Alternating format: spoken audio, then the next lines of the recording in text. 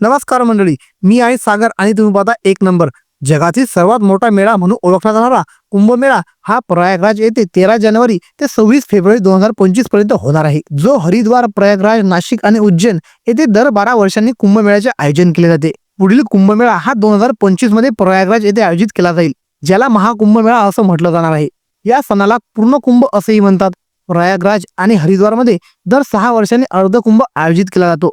कुंभमेळा हा हिंदू सण आहे, ज्यामध्ये एकाच ठिकाणी मानवतेचा मेळावा बघायला मिळतो. 2019 मध्ये प्रयागराजमधील अर्धकुंभ मेळ्याने जगभरातून 150 दशलक्ष पर्यटक आले होते. ही संख्या 100 देशाच्या एकत्रित लोकसंख्येपेक्षाही जास्त आहे. कुंभमेळ्यामागील आख्यायिका अशी आहे की समुद्र मंथनाच्या वेळी समुद्रातून अमृताचा कलश निघाला होता. जो अमृत प्याला तो अमर झाला. त्यामुळे या अमृताच्या भांड्यासाठी देव आणि असुर एकमेकांशी लढत होते.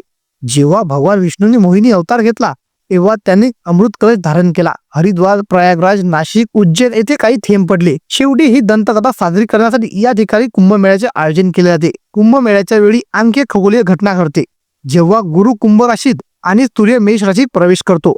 2025च्या कुंभमेळ्यामध्ये शाही स्नानांच्या तारखा: पौष पौर्णिमा 13 जानेवारी 2025, मकर संक्रांती 14 जानेवारी 2025, मौनी अमावस्या 29 जानेवारी 2025, वसंत पंचमी 13 फेब्रुवारी 2025, माघ पौर्णिमा 12 फेब्रुवारी 2025, महाशिवरात्री 26 फेब्रुवारी 2025 अशा होणार आहेत. कुंभमेळ्याचा आणखी एक वैशिष्ट्य आहे, ते म्हणजे येथे येणारे साधू आणि इथले आखाडे. कुंभमेळ्यात सहभागी होणारे साधू आणि त्यांच्या वैशिष्ट्यपूर्ण आखाड्याचे सदस्य असतात.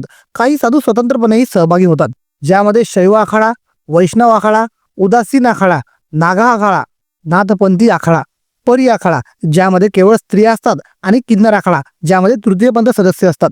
असे एकूण 7 आखाडे आहेत. मुस्लिम शासकाच्या आक्रमणापासून हिंदू धर्माचे तसेच हिंदू तीर्थक्षेत्र स्थळाचे रक्षण करण्यासाठी असे आखाडे निर्माण झाले असे मानले जाते. सैनिकांच्या समूहाप्रमाणे या आखाड्यांचे नियम आचरण असते.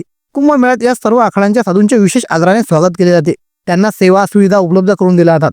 तुम्हाला जर हा व्हिडिओ आवडला असेल तर लाईक करा आणि चॅनलमध्ये नवीन असेल तर सबस्क्राईब करायला विसरू नका. जय महाराष्ट्र.